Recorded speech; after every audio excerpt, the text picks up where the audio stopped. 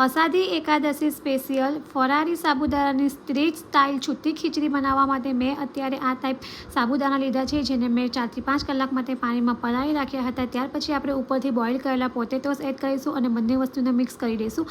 અને હવે આપણે એને સ્ટીમ કરવાના છે. તો મેં ઇડલીના કુકરમાં મૂકી દીધું છે અને હવે આપણે ઇડલીનું કુકરનું ઢાંકણ ઢાંકીને 10 થી 12 મિનિટ માટે હાઈ ટુ મીડિયમ ગેસ પર જ એને સ્ટીમ કરી લઈશું. અને તમે જોઈ શકો છો કે આ રીતે આપણા જે સાબુદાણા છે તે સ્ટીમ થઈને રેડી થઈ ગયા છે.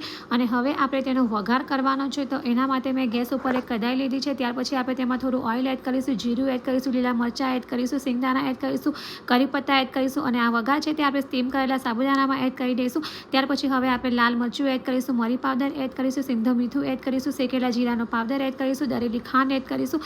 ત્યાર પછી દાડમના દાણા એડ કરીશું, ઉપરથી લીંબુનો રસ એડ કરીશું. ત્યાર પછી મેં અહીંયા ફરારી ચેવડો એડ કર્યો છે, લીલા ધાણા છે. તો રેડી છે સાબુદાણાની ખીચડી. બિલકુલ સ્ટ્રીટ સ્ટાઇલ જ બની છે અને